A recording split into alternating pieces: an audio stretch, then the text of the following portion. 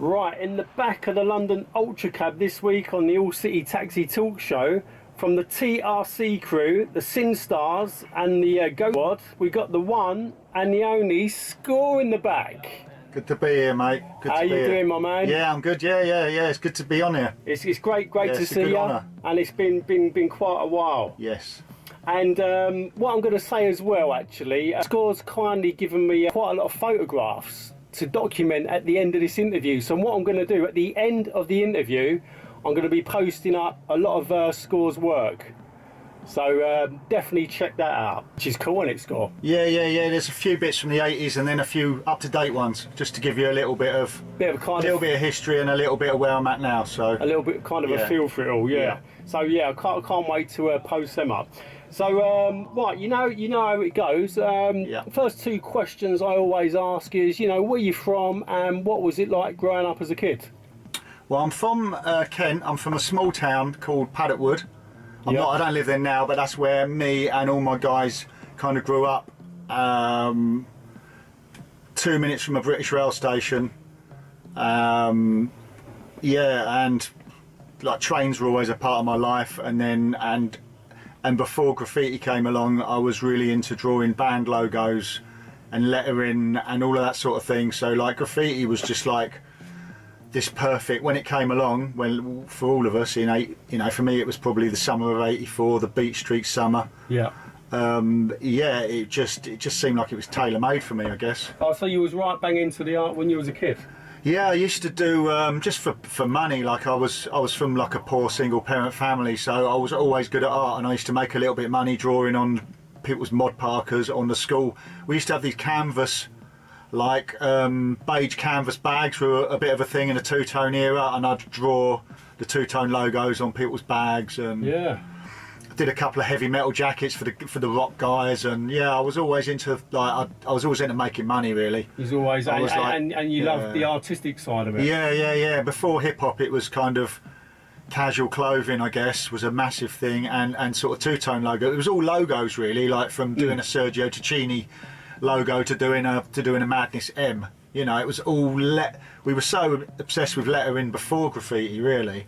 All kind of youth cultures had this strong branding, from the Jam logo to punk logos. It was, like I say, we were kind of writing in London without knowing we were writing. So when the colourful New York world kind of hit us, it was just like an extension of what you it was doing. Like I really remember like BMXing and things like that being a big part of the same wave. Like people kind of do talk about like the four elements of hip hop now, but for us there was a lot of guys doing roller street hockey. We got to roller discos like Laser FM, Soul All Dayers. Where was that, in Paddockwood? In like there was Kent Soul All Dayers at there's a place called the Grasshopper in Westerham, the Angelz Centre at Tunbridge, Dusty's in Ashford, the Slammer in Gravesend. There was all these kind of places where stuff was popping off, like of that same era, like Laser. There was a lot of these sort of soul pirates radios, like people like Steve Wright, those kind of guys, do you know what I mean? Like DJing and... So this is kind of going back sort of early 80s. Yeah, I guess, I mean like 80, 81, 82, I was really into like two-tone. And then stuff started to change. There was like, obviously things like The Message and Planet Rock in 82, the Smurf. So was you hearing that? Yeah, we were... But in amongst that stuff, like I remember a guy bringing the Planet Rock 12-inch into school, and it had the cartoon cover of the Soul Sonic Force. Yeah.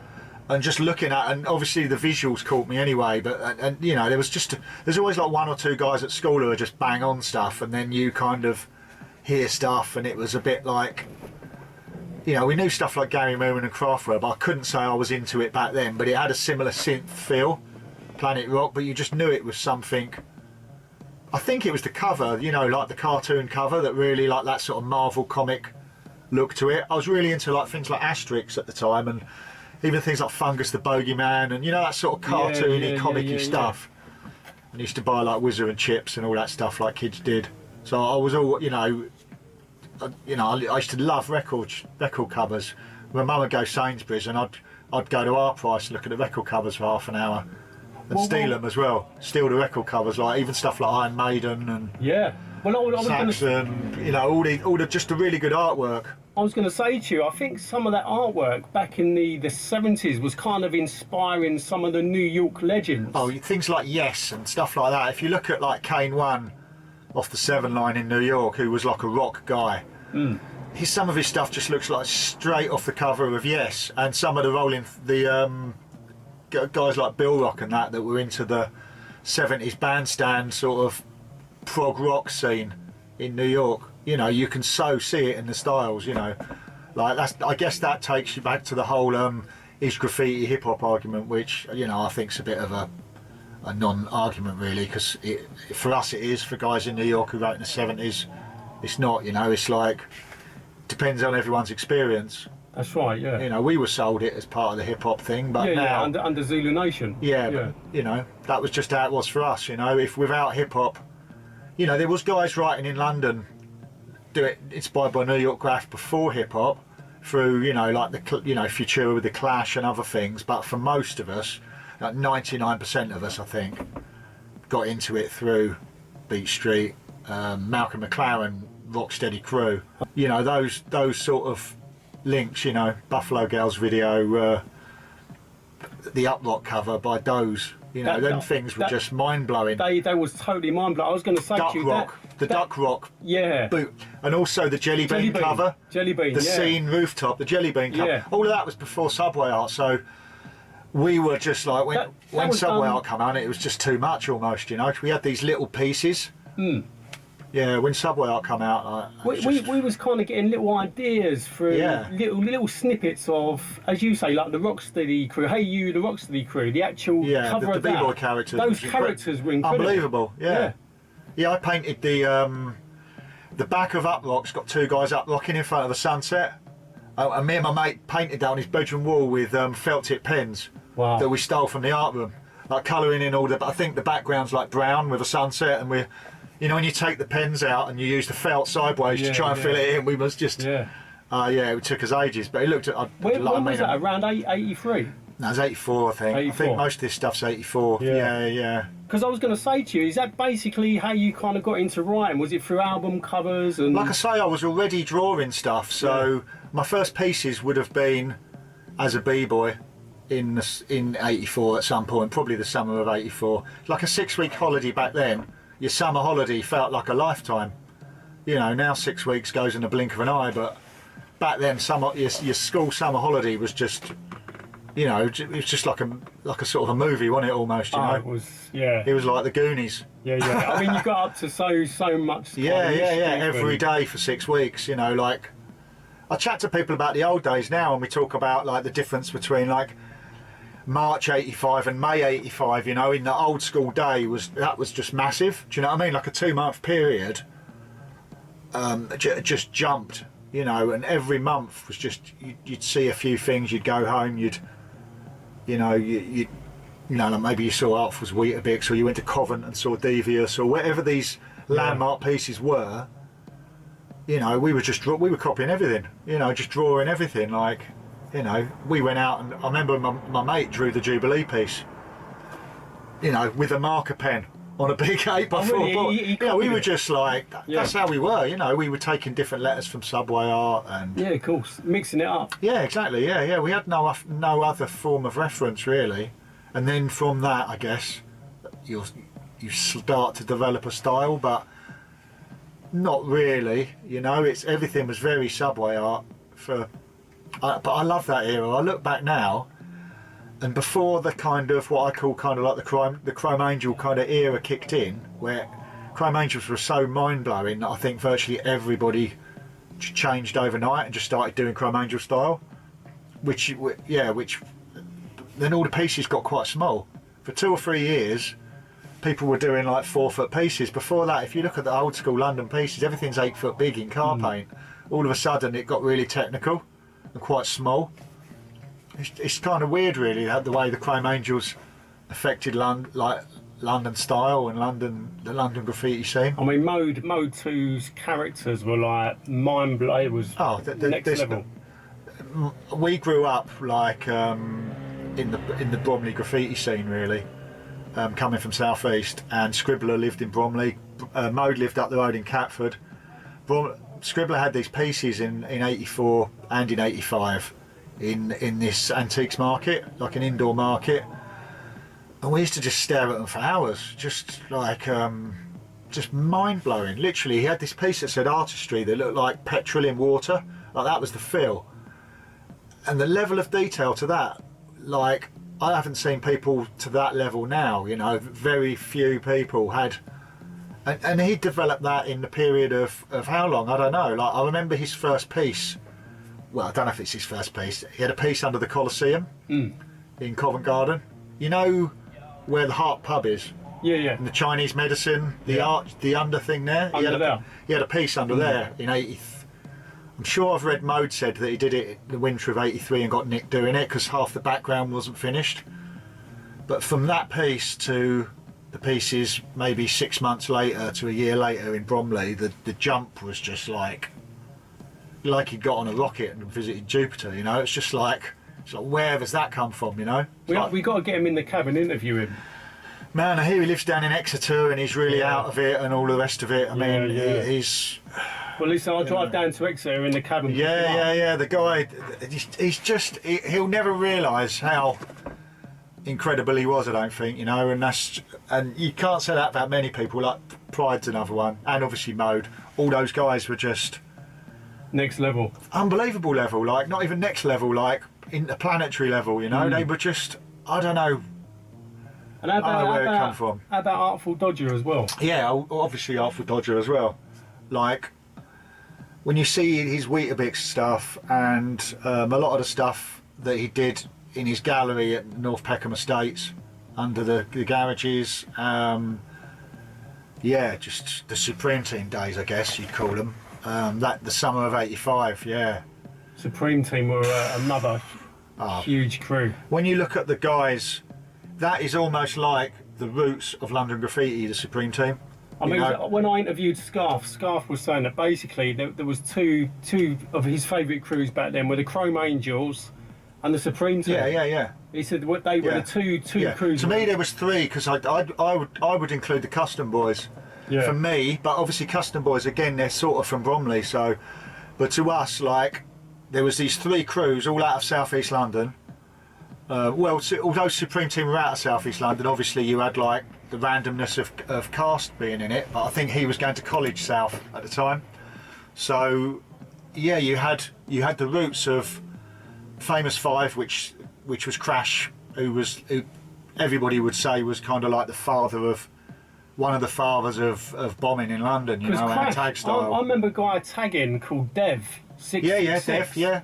I know Dev well, yeah. Yeah. But he was from your neck of the woods before he went tooting.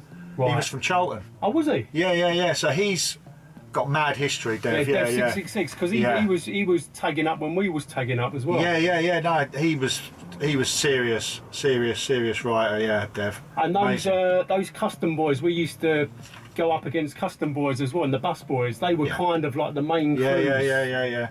Custom Boys. I know Custom Boys and Chrome Angelz had a lot of beef because they're all from Bromley, Catford, Beckenham area, and Mode was very protective of the Chrome Angelz style when he would accuse them of biting stuff. Right. But the whole world was on that, you know. It became this thing that, you know, Mode certainly wouldn't have been out of control because, you know, I can understand his frustration looking back, but at the time it was just like you know what I mean? It was just, you know, Custom Boys would give a lot of credit, but Supreme Team were the roots of the Giantz, Tuff, Artz, Famous Five, Cast was, you know, Cold Crush Dukes. Just from one crew, do you know what I mean? Legends. All the top members went off and started some of the biggest crews in London.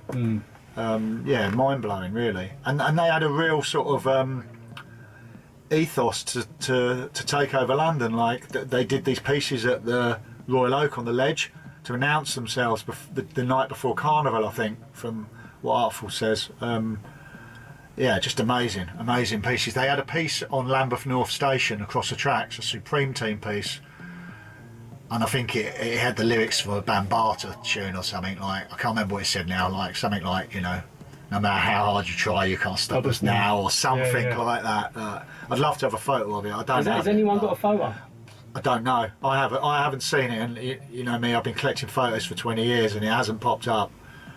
But oh man, some of them stations back then in 85, 86.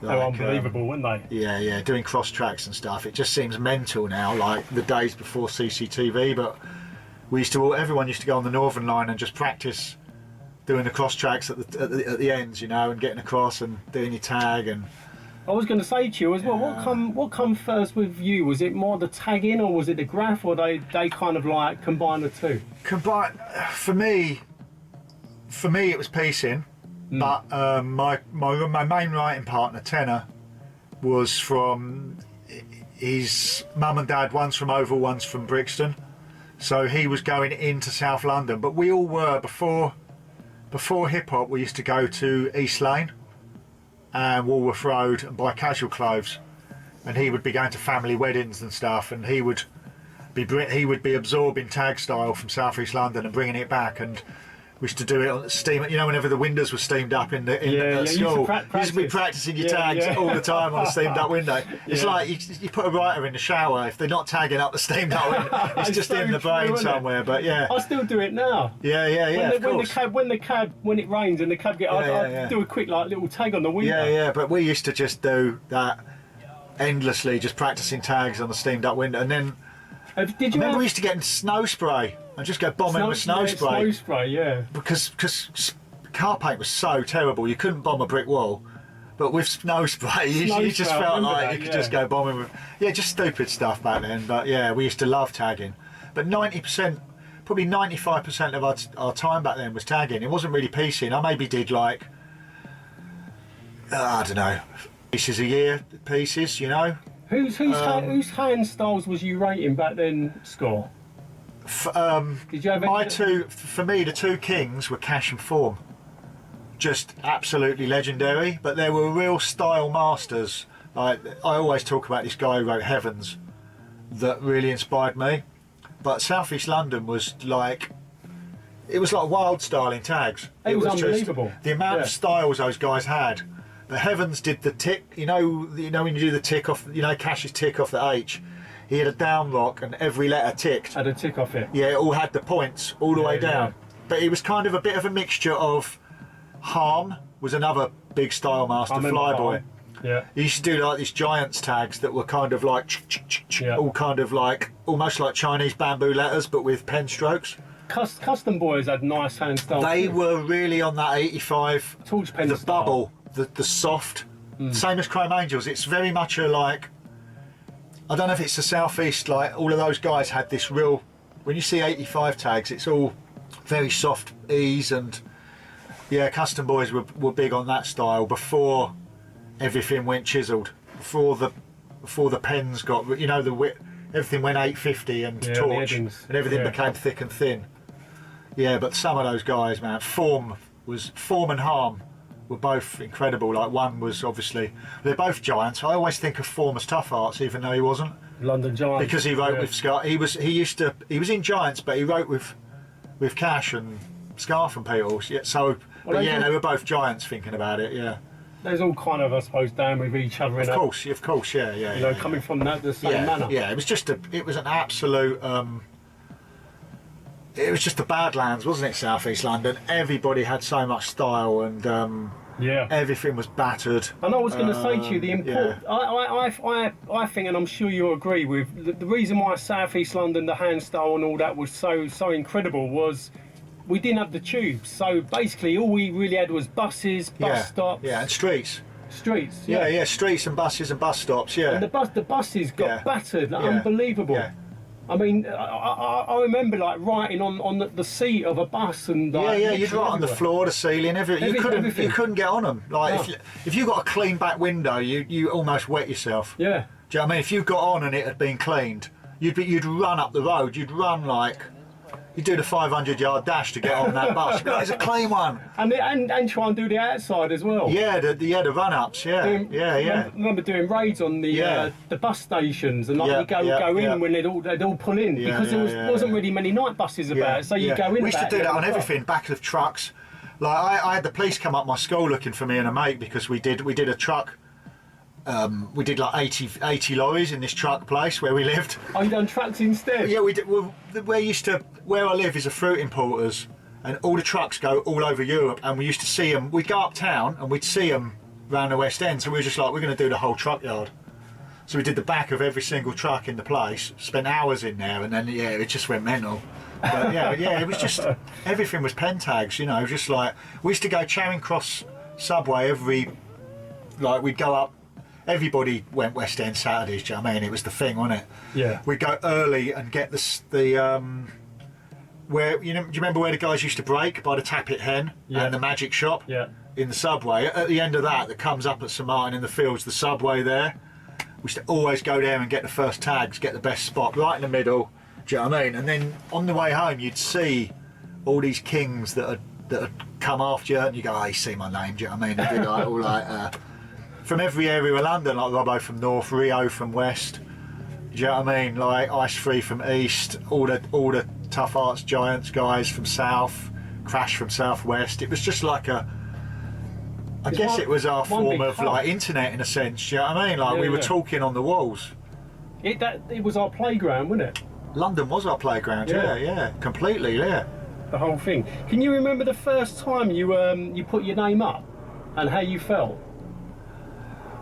Frustration, really, because I couldn't do it. The first time I tried to do a piece, I outlined it with my outline colour, and then tried to fill it in, and wondered why it didn't look right. But we didn't know to do a sketch, and we didn't know the process. So build up. And car paint itself was just so awful, and you put it on, and you're just like, that's terrible, and just the frustration. I remember the frustration, especially when you would see like good stuff, and America's cheapest paint compared to Britain's cheapest paint, or any paint in Britain, was, until we discovered Buntlack, you know what I mean? Like, there was a few good brands, like some of the decorative paint you'd get out of the model shops was okay. That was about it really, and the silvers, like your Spectras and stuff like that. But when we used to paint trains, pretty much most of my early trains, I did a silver piece and put the colours on the silver, because our trains were dark blue and you couldn't put car paint on them. You'd be filling it in all night. So I'd chrome my piece and build the colours up on top of the chrome. It was just the only way to do it really, unless you've got Buntlack, to burn. We're not all scarfed, do you know what I mean? He'd always been to the shop before me. Yeah. So you weren't left with nothing. Oh, we had a couple of good Buntlack plots in Kent that he never found. Don't keep them under wraps, because he'd be down there. He'd be down there now, wouldn't he? He'll end up down there racking. Most of them are gone now, sadly. And what does hand style mean to you as well? Oh man, when you see somebody with good hand style, it's mind blowing, really. Like it is. I always say it's the foundation of. You very rarely find a person with good hand style that can't do a good piece. But if you've got terrible hand style, I don't really think you'll ever really do. It's so intrinsically linked. Like if you've got no hand style, you've probably got no piecing style. It's kind of just like foundation. Like I'll often do a piece, work it up from a tag. Do a tag, draw it, and then put an outline on the tag, like how graffiti started. But you can really get the flow of your letters just from almost tagging the paper and working out the shapes and then thickening it up and making a piece. So yeah, it's like the blueprint of graffiti, the hand style. It's essential, isn't it? Yeah. Without a hand style, you might as well go home. I always say, like, unless a writer's got all of the, like people sort of say, oh, I do wild style, and you're just like, well, why'd you just do wild style? Are your simple letters terrible? Do you know what I mean? Are your characters terrible? Can you do a straight letter? People sort of go, oh, I'm a wild style technician and all of this. You just think, well, unless you've got all the foundations there, you can be, you can be doing all this technical stuff, but if you don't have the basics, after a while I kind of see through it, and I'm just like, okay, yeah, you can do that and not much else. you know. It's like sometimes you see someone doing a piece and they're doing an absolutely incredible piece, but they'll put a tag next to it and the tag is absolutely rubbish. Yeah, and then you just think, well, he's either copied the letters because he doesn't have his own style, like, and also if the tag doesn't look anything like the piece, do you know what I mean? You know that those letters haven't been developed by that person, they've just pick and mixed off the internet, you know. You can do pieces in your back garden now, put them on Instagram and you can have so many followers and likes if that's your thing. And you know, there's no point, like we used to travel from every corner of London, we'd ride the lines, we'd do insides, you'd do a track walk, you'd do like a 5-mile track walk. You don't need to do that in Graff anymore. You don't have to get out there and build your name. Well, Score. Everyone's got their hand being held. You know, we would go out, you know, people don't even let their kids out now. We would get up from morning to night, we'd be out on our bikes, we'd be in the woods, we'd be like, we just live on the streets. I mean, we were never in. You'd go home, you'd grab a sandwich or a bag of crisps, but your mates would be waiting on your drive on their bikes. Yeah. You'd be straight back out. You didn't want to sit in your bedroom.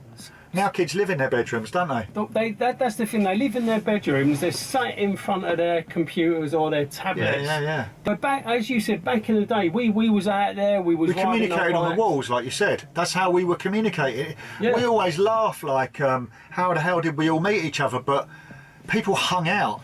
Yeah. Do you know what I mean? You'd go on the line, yeah, and you could tell by other people's watching the way somebody, if a train pulls in, you can see a writer instantly by the way they watch the trains. Yeah. Or you can see a hip hopper. When we were hip hop guys, do you know what I mean?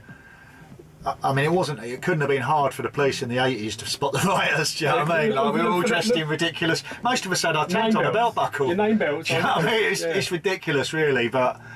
Giving the game away, wasn't it? Yeah. They've only got to pull your shirt up and go, oh, you're him, are you? It's just ridiculous. You're like, but yeah, but that's how we were. We communicated. Like, you'd go Groove Records, you'd go Covent Garden, you'd go Charing Cross Subway, you'd go Leicester Square. Do you know what I mean? There were spots, or you'd ride the lines. You'd go to Harrow on the Hill, or Clapham North, or you know what I mean, like Farringdon later on. Like, there were certain spots, or you'd go Hall of Fames. You'd always meet other writers in Hall of Fames.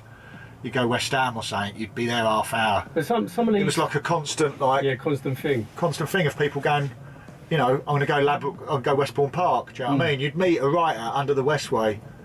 But you know, things have changed massively, and it's a real shame. Do you know what I mean?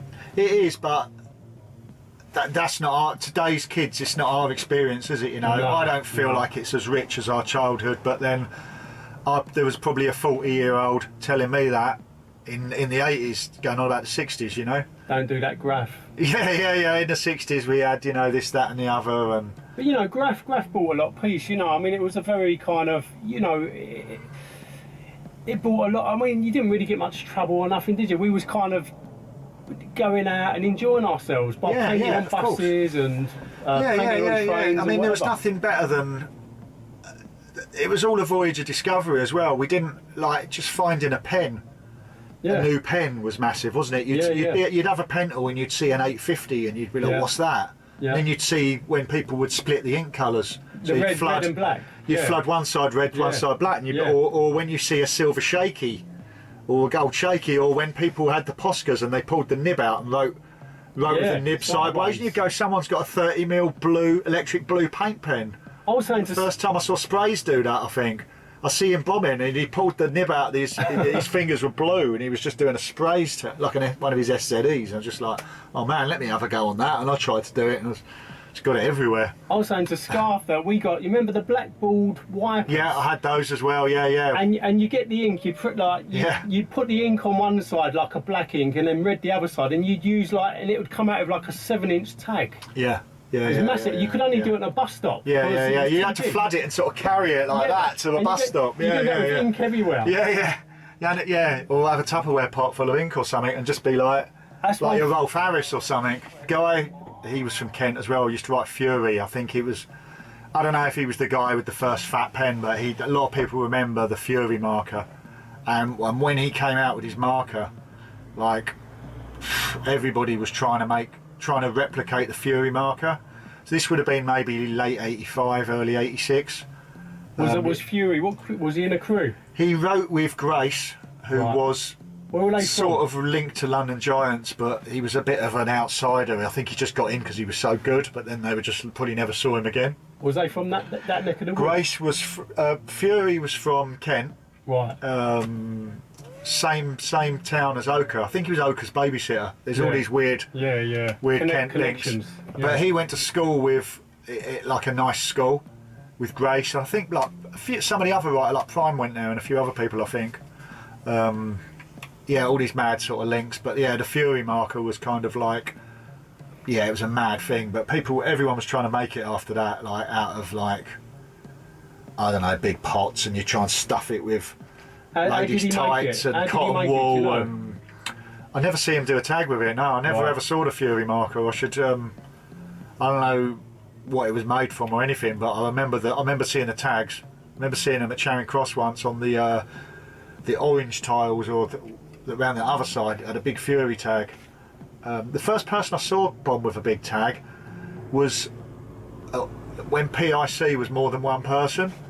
There was a black guy who was a friend of PIC now. Yeah. And he had a fat pen, and he did a PIC tag with it, and that was the first time I ever saw it. And that was like a, it looked like a hair gel pot, that kind of thing. Do you know what I mean? Like that sort of width, about like that. And he was writing with it, and I was just like, wow. And from then on, I was trying to cut, you know, like shoe dye tins and try and cut a nib shape into that. And I was just getting covered. I mean, if you got ink on your mum's sink at home, it was just a... I got it on the carpet. Yeah. You just get ink. I put bleach on the carpet, thinking he was going to get it out, and he turned the carpet yellow. Yeah. And my old girl, she went mental. It's lethal. She went mental at me. You get a pot of Edding ink, like, you know, nice ink somewhere, and yeah, you literally shit yourself trying to get that off the porcelain. Yeah. Man, just cold sweat. When you're sort of, shit. If you drop it on the carpet, in the middle of the carpet, oh man, the I can imagine. Ruined. Yeah, just it's lethal stuff. Yeah, we should have been wearing like gloves up to our elbows, and it should have been like Breaking Bad in the meth lab when we were making pens, but it weren't, was it? No, nightmare. I was going to say, back in '84, Score, I moved from South East London to Bexley Heath in Kent. Okay. And I was thinking, you know, we used to call them country bumpkins. And I that thought, was me. There's no way these country bumpkins are going to be into hip hop or graffiti. Yeah. And I'll tell you what, I was shocked that there was Jump 2 was from Bexley. That's right. Yeah, Chris. That's it. Yeah. I used to see him. You want to get him in the cab? Yeah, well, I know Chris, and I wouldn't mind getting him in the cab.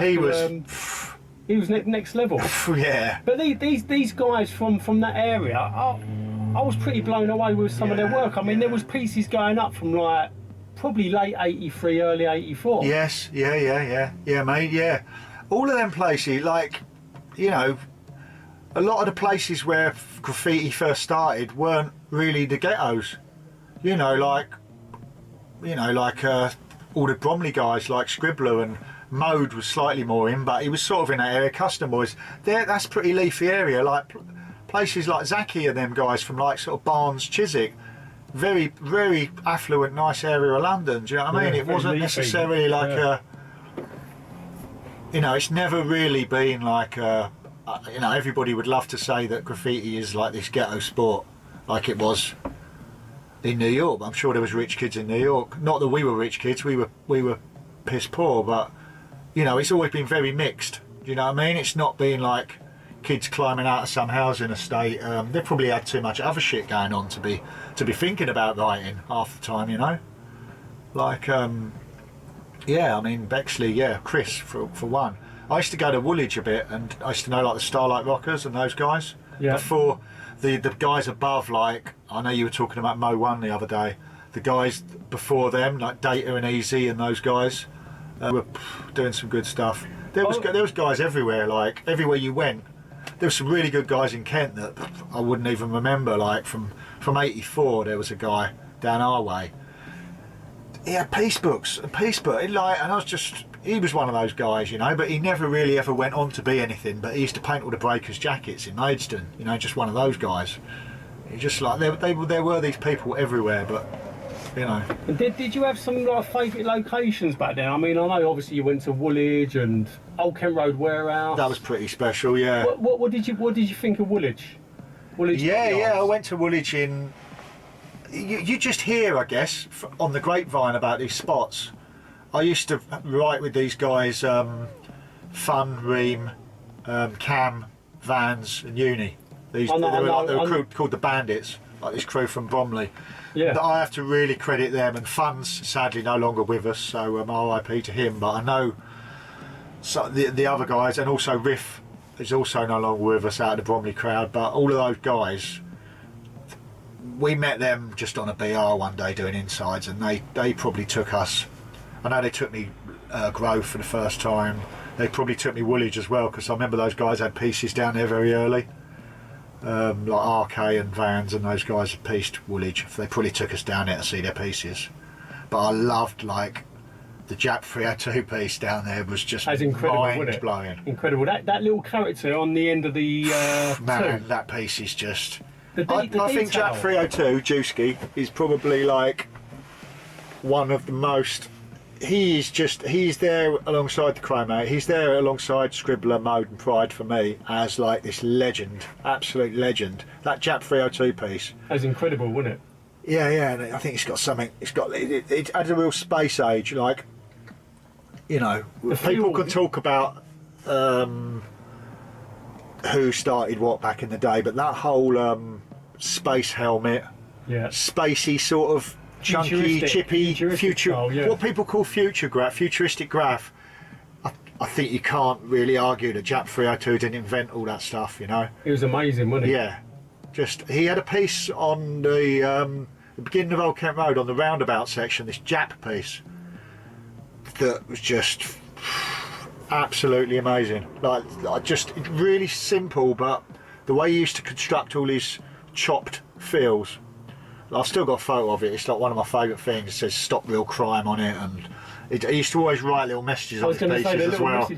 Yeah, always a message. But Jap was just... What was the one on the Jap 302 in Woolwich? I think it said something like "Is anyone still alive?" or something. It had that sort of almost David Bowie Space Oddity vibe to it. Do you know what I mean? Like he was talking to you from space. That's when I looked at it. I just kind of, you know, you create these kind of narratives in your head, and I was just like, yeah, Jap's this kind of guy in space, and he's up there and we're all down here kind of thing, and he's just kind of, you know. But the Sure Thing Rock as well by Tuff Artz down there, the drone characters, wow. Them two characters were amazing, weren't they? The character with the chin has so much b-boy attitude. It is like those characters at Rocksteady Crew. It's got so much attitude. That character I just think is... It's up there with the classic Mode, you know, the side profile guys with the big chins as well. It's that sort of level to me. It's just... That character's unbelievable, isn't it? Yeah, just... Drome was... If Drome had had the application that Mode had, he had the talent. He was completely... When you see a lot of his old jam flyers and that now, like, again, somebody else who's sadly not with us, but Drome was just... Wow. Yeah, just incredible. All Tuff Artz were just amazing crew. I'll tell you another amazing artist as well was for characters was Crimean. Yes, yeah. Me and Crimean used to knock heads a little bit in the late 80s because we were painting in the same. We both painted at Grove Park, and yeah, I've got pieces where he's crossed me out and I've crossed him out. But I always have mad love for Crimean. Yeah, but he comes from that. There's something in South East London like character guys, you know, from Mode to Drome 2, then you've got Mo 1, Crimean, you know, that whole like, it's like a South, Hatch was another guy. There was a lot of guys that used to do that style of character. It was a real big South London thing, you know, those characters are just... Do you remember Mo 1's Wild Beast character? Was that at Woolwich? Yeah, yes, with a long neck, and he was wearing like a parka with fur. Yeah. He had a big sun visor on top of his head. Yeah, all of that. There's so much. Character. There's so much happening back then in like you say, like South East London, like Crimean and Mo 1 and these guys, and RK was really good back then. Vans was really good, and Scarf mentioned a couple of names. People like Dread did some nice stuff. Right. Dread had a few bits down there. Yeah, just various people. Yeah, just and Chris as well. And Chris, Jump 2, Chris. His character at Kilburn when he sort of he had a sort of a little couple of months involved with non-stop, I think, and then maybe they fell out. I don't really know what went on, but he did a couple of bits with them that were just, yeah. He was they must have just been looking at him like, wow, this guy's like, yeah, incredible. His characters were next level as well, weren't they? I see him, the first time I saw him was at Battersea Jam. I think he painted both ears. Yeah, Battersea Jam was like one of the biggest moments of Graff for me, like, because it was free, I could afford to go. You know, it was an all-dayer. I went, there was one in 85 I didn't go to where the Supreme team painted, and I think, oh, we did a Weetabix thing and all that. Didn't go that year, but when the year after, yeah. Yeah, we used to listen to Mike Allen all the time. Like, I used to stay around my mate's house and sit up with your finger on the pause button, like just trying to cut out the adverts with like a coat hanger, because we were a little bit out of town. We'd have like a sort of we'd have to amplify the thing, and we'd be sitting there like doing the pause button tapes and getting. We always used to get our shout outs on Alan's Army, Troops on Manoeuvres, and all the other guys in Bromley would be like, we were like dedicated vandals, and then them guys were artistic vandals, and then you had fast moving arts. There was 3 or 4 of different crews, like, and we would all be on there like shouting out to each other, and it was just a bit of a mad thing. But Battersea was to do with Capital Radio, like Mike Allen and all that, and yeah, we went up there, and the first year I think Chrome Angelz painted, London Giantz painted, Tuff Artz painted, Non-Stop painted, Jump 2 painted. Do you know what I mean? Prime had a little thing there as well, didn't Did a little board, I think. Yeah, little balls. Yeah. And Drone 2 as well. Yeah. What was the story behind? Because when I went to that as well, and I got there, and Mode 2 was doing some art. He dogged it out at the end, didn't he? Then he dogged it out at the end. What was the reason for that? Any idea? He thought people were taking too many photos of it or copying it. He was just mad controlling with it. Yeah, like Scribbler, because we bought Scribbler's buntlack off him after we painted. We're chatting to him, and he was a bit pissed off about it, really. He was just like, oh, you know, we was just sort of saying, why have you done that? Oh, it wasn't me, you know, just a bit embarrassed by it, I think. But, you know, like, we're all kids and do when you're a young kid and that, you know what I mean? Like, Giantz turned up and dogged their piece. They didn't do their piece. They sketched up, they did this Burns Most piece with a truck. And I remember watching Jap, because it was the first time I'd seen Jap, and he just looked like, just fuming. Like, I don't know, I think it was because they were next to Chrome Angelz, and Chrome Angelz had all this buntlack, and they're sitting there car paint. And I just think he was just like fuming or frustrated that he didn't have the buntlack, you know, and the pressure. I don't know, I wouldn't like to say that he felt the pressure of painting next to Mode because he was, you know, he's Jap 302, do you know what I mean? They're all kings, but yeah, I remember he didn't finish his piece. So yeah, it was, I guess it was a pressure situation for all those guys, you know, as much as it was for us sitting there watching.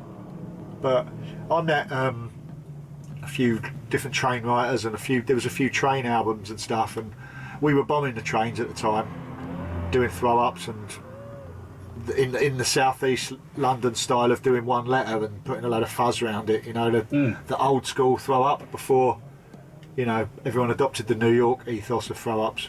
We were doing a lot of that and tags, and I met this guy Urge and Freehand from East London, and they had a book full of whole cars, window downs, big pullouts in a book.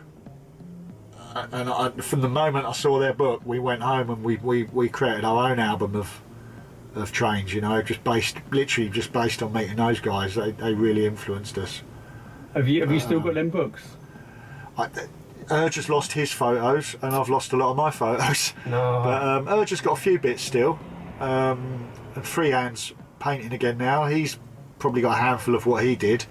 There's been so much lost over the years in police raids that you could just sit and cry about it, you know. Like, literally, Urge had like 40 train pieces when I met him in the summer of '86, which, you know, was amazing.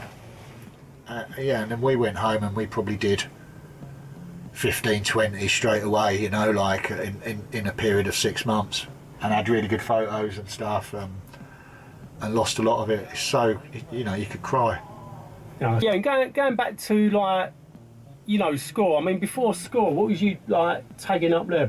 Oh, I had some terrible names. Did you? Yeah, the first thing I wrote, I can't even remember. When I was a breaker, my breaking name was Crazy King. Crazy King? Yeah. So I did a few, and my mate was Turtle Tone. So we did. I wrote that a little bit. Yeah. That didn't last long because just terrible. But one of the names I wrote was I used to write TUA, which was the unseen artist. I used to just do TUA tags. But looking back on it now, there was an old school crew called the Undercover Artists. So it was a bit of a bite, really. But I was just like a one man thing, like TUA.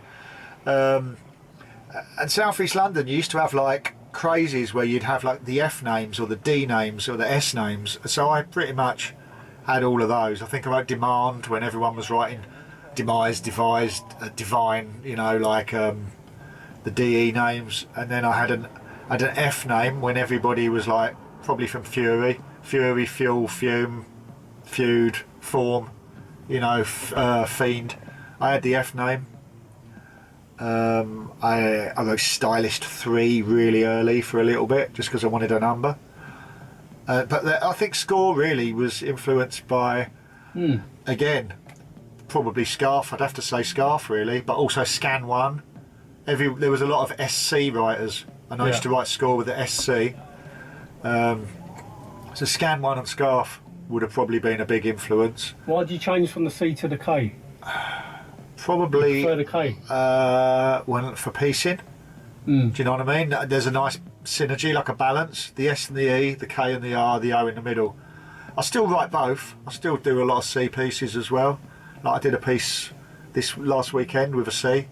So I mix it up a bit, but people know me for the K really, and most of the scores since, because there's a score in every city now, write it with the K. How did you come up with the name Score?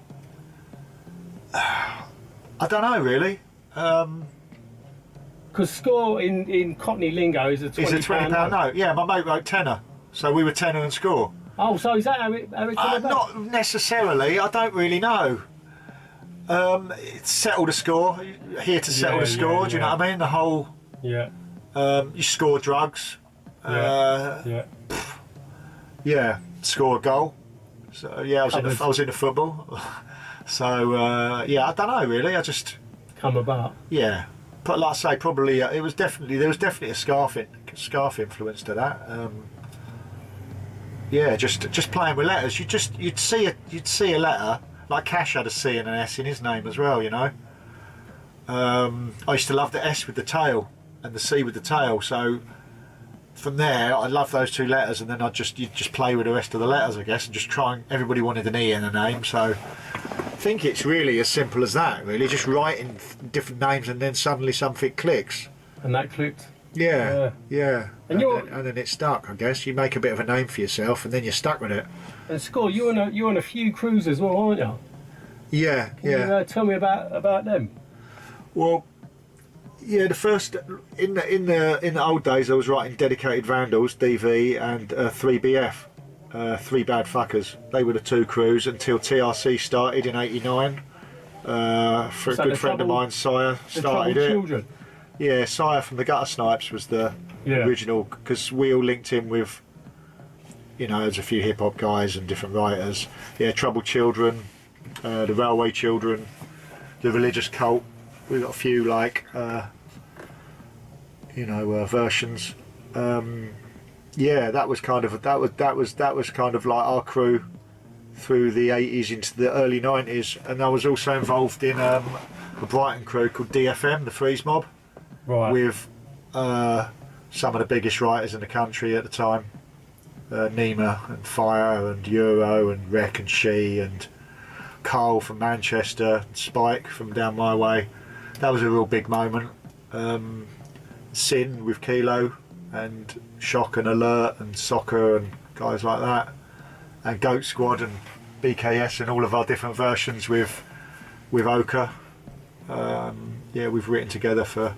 They're called the Goat Squad. Oh right. GSD, yeah. GSD. Yeah. So that's been, that's kind of our little link that we've always had, sort of thing. We've been painting together since the 80s, really. Like all us guys, all out of Kent, been writing a long time now. It is a long time, isn't it? Yeah. And you've never kind of given it up, have you? No. I don't know. There's not a lot of writers, I think, that have kind of kept that output out for 35 years. I don't know if it's quite sad or whether it's quite good, really. I don't know, but I've just never stopped. Yeah, not even had like a break, really. You know, I've knocked out like, you know, I must have knocked out 50, 100 pieces every year for 35 years, yeah. Yeah, it's mental, really, when I think about it. You'd think I'd have found something better to do with my time, but it's just a part of me now, really. I feel strange not doing something if I don't do anything for a few weeks. It just feels like you're not. It almost feels like this monster you've got to feed. You know, like this ego, this name, and you've got to keep sort of maintaining it, kind of thing. And you know, you have all these mad ideas. I've always got like 20 ideas I want to paint. You know, there's always ideas. You never run out of ideas, I suppose. So you always want to do the next thing. Yeah, it's just you know, there's always new countries to paint in, new things to do, new sort of firsts. It's a bit of a sort of a it's like a decathlon, really. Do you know what I mean? It's like so many different elements to Graff, and I like doing them all. So there's always something keeping me interested. Talking about, I mean, we've covered a lot of the kind of like the artist side of things. I mean, there was some unbelievable sort of graffiti artists back then, but how about your favourite kind of vandals? I mean, well, for me, it was everything on the Big Met, really. Like, which is, for people who don't know, it's the line that goes from Baker Street. They were like the original bumpkins. The first time I ever heard the term bumpkins was for that line, because it goes through Middlesex. It's not even really London, but all the best writers were on that line.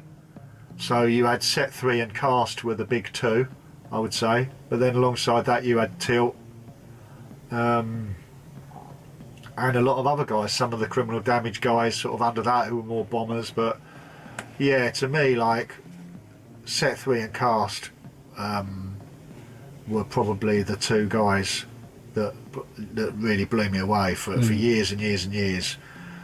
And Robbo really as well, I would say, like, and Chain. They were the, you know, like Robbo and Chain were probably the, you know, the biggest all city train guys, I would say. You know, there's a lot of people who are big on one or two lines, but those guys had every line. Or Robbo definitely I would say had every line. Chain was maybe, I don't know, maybe he didn't hit the Jubilees or the Bakerloos or something, do you know what I mean? But he was pretty much controlling 5 or 6 lines as well. There was a lot of amazing train guys. I mean, my favourite guys for painting: Foam, Ganja, Mize, Shock, Hate, Casby, Fuel. Yeah, just incredible. Prime. So, I mean, look, it's never really been done justice, really, the quality of train graffiti in this country. So many, you know, countries have really published a lot of their work, and there's so many gems that have been painted in this country.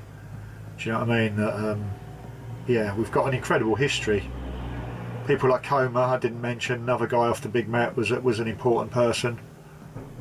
Yeah, just some amazing writers. Incredible writers. Yeah. I mean, we've talked a lot about South East London and the Kings in there, but when you look at the train scene, that's not a South East thing at all. Do you know what I mean? It's a totally different scene, isn't it? But so massive, you know.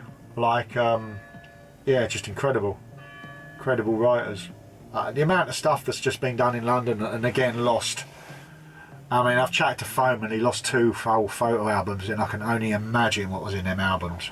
He had one, fell asleep on the train when he was in New York, had an album stolen, you know, and then built another album, and I think he did a little bit of time and somebody robbed his flat and took his second out. I mean, how'd you come back from that, you know? The stuff Foam was doing was just next level, absolutely next level, yeah. Can you give me some of your kind of biggest highlights so far? Yeah, I mean, most of my biggest highlights really have been train painting, I'd have to say, because that is kind of like the lifeblood of the scene. So, like, I've painted, and I don't paint trains anymore, but I've painted trains in maybe 20 countries. You know what I mean? Around the world. Been to New York, painted the New York subway. That was massive. That was such a monkey off my back when I did that. Because I tried 5 times. I went 5 times to do it. You know, like before I got it done. I had things where it was all hooked up and then it fell through. You know, like I could have painted in '91 with Reese and Wayne, and we had a load of trouble with our hotels and it all messed up. Now I'm just killing myself because it would have been the Redbird, you know, the classic New York, not the steel train. So, but yeah, like probably a lot of those, you know, like a lot of the metro systems around the world that are so classic, you know, that I would have had some great experiences inside the tunnels of, you know, countries, different places, different systems. But also painting a lot of walls in New York are always like so inspiring to paint with those guys. So yeah, I've painted pieces with a lot of, you know, like doing handball courts at 2 in the morning in mad spots, rooftops. Yeah, halls of fame with like, you know, like Part and TC5 and all these guys, always amazing. But as well as doing the walls, you know, it's the whole thing of drinking the 40s and hanging out and going for dinner afterwards and just hanging out in New York, you know, going to see the Tats guys or going up to, you know, Fordham Road, Tuff City, and I mean, New York's just like, it's like a graffiti playground. It's Mecca, isn't it, for us? Yeah, so things like, but also painting in London, you know, painting like the Pit for the first time or the Westway for the first time. Or Three Corners, or all of those things were massive to me at the time. You know, West Ham, I mean, we used to do every single Hall of Fame. You found a Hall of Fame, you know, Tufnell, Camden, all these places, Poplar Grove on the Big Met, you know. You go to people's spots and you'd paint them and you'd put your name out there, and a lot of us South East guys were really into that. I think we did travel. Like I know, like Scarf was saying, like they went Three Corners. They did some of the first pieces in Three Corners, the North London Hall of Fame, West Ham, the East London Hall of Fame, and these are guys from South East London. You know, a lot of the guys from West London weren't coming south. Do you know what I mean? South guys were, you know, like Giantz had pieces all over London, East in Hackney, Tottenham, on the Big Met, down the Westway. Do you know what I mean? Incredible, like, you know, legacy that I feel, and I come from Kent and stuff, but I really feel that South East London legacy. Guys like Tuff, Artz and that, I feel like I represent those guys. That's kind of that's the heartbeat of my graffiti history. You know, like that whole kind of South East, you know, I rep for the sort of the Bromley guys that are no longer with us. You know, people like Mo One and Crimean and that have fallen by the wayside along the way. You know, I still sort of, you know, I'm just sort of repping it for those guys. Do you know, I spoke to Mo One the other day. Yeah. I'm gonna get him in the cabin interviewing. Yeah. Like I say, I knocked heads with him and Crimean and all those guys back in the day. But I've got mad respect for them. We were all doing the same spots. So, yeah. So I can't wait to interview Mo One. Yeah, it'd be wicked. And is there Score? Is there any kind of advice you can give kind of up and coming artists? Yeah, I don't take my own advice, but I'd say stay off the internet. Don't put anything hot on the internet. No. Yeah, kind of try to have sort of like a historical thread through your pieces. Don't just sort of pick and mix off the internet, you know. Try and find your thing. And just try and do firsts all the time. I've always been like, I'll look for things that people haven't done and want to do those, you know. I don't just go to a Hall of Fame and do silvers over silvers over silvers. I don't really see the point. I mean, we all do it when we're having a few beers and a bit of a social, but it's kind of irrelevant graff, really. You know, I wouldn't like to tell anybody what to do. Everybody takes their own path, you know. But I think if you want to be relevant, just don't do the ordinary shit, you know. You've got to like rate people at the moment. Like 10 Foot is amazing. Helch, doing some amazing stuff. They're breaking new ground, you know. These guys, like people like Drax did back in the day when he went all city, you know, or Ein, or some of these other guys that broke new ground. You know, I look at people like 10 Foot and Helch, just two names that spring to mind for me. Force and Enter. You know, these guys that are just pushing it. You know, they're not just doing run-of-the-mill graff. You know, they're doing that next level thing. and they're the people I always check for. I just think, yeah, you're sort of like a proper writer, you know. You've got the right mentality for this thing. They're not sitting there making excuses or saying, oh, he's not relevant because he's this, or, you know, they're not worrying about what other people are doing. There's so many people in the scene that are just like, oh, he's a bumpkin, so we can ignore him, or he's a rich kid, we can ignore him, or, you know, he's had help from him, or he did his so and so's outline. You know, these guys are just like, they're just on it, and I've always got time for people like that. And quickly going back to the Graff thing, what in terms of, was you concentrating on mainly like piecing, or was it like with characters, or I mean, did you concentrate strictly on, you know, on the letters? What, back then, or like speaking now? I like to try and do you know, if I've got a character on me, I love to put a character on a piece to give it some attitude, really, if I can. I don't always, depends how motivated I am, but you know, if I'm going for it, I love characters and stuff on Graff. You know, I'm not really into, and I have done it, same as everybody else, I'm not really into doing like realistic portrait, you know, like this sort of stuff. I don't find it that interesting. I like the characters to have as much movement and attitude as the piece, to be Graff, you know. I find like portraiture and that very static form of graffiti. Like if there's a character, I want arms flinging places and out of proportion hands, and do you know what I mean? Like some b-boy swag, I suppose you'd call it, or before that, like that funk swag that was there before hip hop. Yeah. You know, it has to have a little bit of flavour. Funky character. Yeah. And just fun things that make me laugh, things that make me think, like little messages on the pieces. I think a sense of humour is really good in Graff. It's Graff that's too serious kind of disappears up his own arse a little bit, I think. People that are too neat and cut back and spend hours when it doesn't interest me. I like to see the human touch to a bit of Graff, you know. I think stuff can be overdone, overworked. What's the situation with the I know everyone keeps asking you, but what's the I know what's coming. You know, I know what's coming. So I won't even put that. I'm not even going to put the question to you. But what's happening with it? I'm on it. I wasn't on it, but I'm. You know, a few people know that I've been speaking to people, and my partner in crime. We said that when we got something, we'd like to come on here and do something with you when we're ready. Definitely. But there's definitely something happening. Right. I will say that, definitely something happening. But I don't want to say too much because I feel like when we did it in the past, a lot of people felt like we let them down. We lost a hard drive and we did stuff like that, and I do think people felt let down by it, so I don't really want to talk it back up. Yeah, of course. So there's little sparks out there, and oh man, I'm still mad passionate about it. I just keep getting buried by it because it's just such a it's such a big responsibility to do everybody proud. You know, and do it right, and I'd almost rather somebody else would do it because I don't want that responsibility. Yeah. But I do think we're the people to do it. Definitely. And we've got to start. I've spoken to some absolutely amazing people. I've spoken to people that are no longer with us, which is a sad thing, but you know, they'll live on through hopefully stuff that we'll do. If anybody wants to speak to us for it, I'd love them to get in contact. If they think they've got a story. How can I get in contact with you? Through Instagram or Flickr. What's your Instagram? SKORE TRC. SKORE TRC, one word. Yeah. Flickr or Instagram.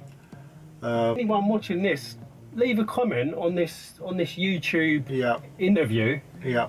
And you know, we can communicate via that way as well, can't we? Yeah, definitely. But it's been an absolute honour having you in the back of the cab. I've enjoyed it, mate. It's always nice to reminisce because there ain't many of us that remember the old days anymore or are interested. So their belt buckles, folding up their Kangols, trying to pull the tongues out of the trainers and threading the fat laces. This one's for you. No, it's an absolute honour having you in the cab. That's been fun. Anyone watching this interview, subscribe to this channel and check out the other interviews. I've just interviewed Public Enemy. Amazing. Which is absolutely incredible. Yeah. Ragga Twins, Jumping Jack Frost, Scam, Kilo. Yeah. You know, so many people. I'm hopefully going to be meeting Drax, Merc, Killer Instinct. Amazing. I've got loads lined up. Yeah, so... I loved the Blade one because I've known Blade since I was out there like shifting his records with him. So it was amazing to see that. Yeah. He deserves every props he can be given. So Absolutely. that was an amazing one. I loved seeing Dolby and people like that. And yeah. The original B-Boys.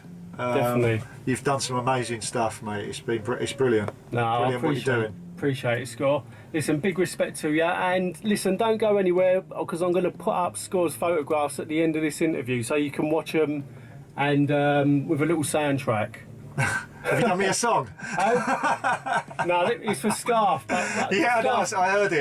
Yeah, I'm jealous now. But Scarf won't mind if I use the same track. Yeah, no. All right, well, listen, let's get you back to the station. Yeah, lovely. Right, brilliant chatting to you. Cheers. Good luck, mate.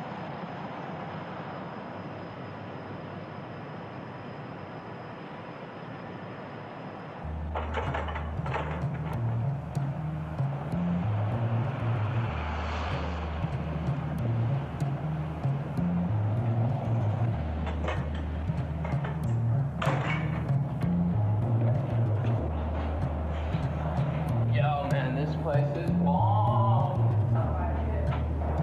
This is the transit system.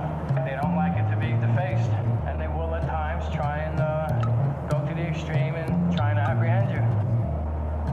The subway system is a very old one, and I've personally explored some tunnels, and I've found rooms where maps that were so old it might have been like the first train line that New York City had. Call it what you want. Just a lot of rock, a lot of steel. Tomb, dungeon, under the city.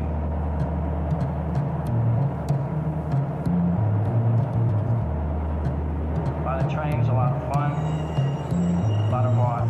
Art that's going to be a part of New York City's history forever.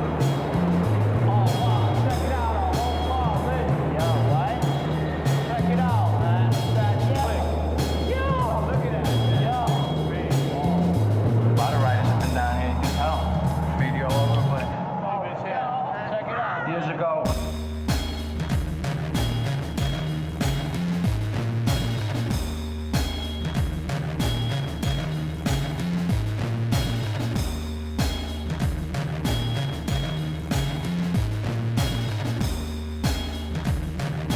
Man, this place is long.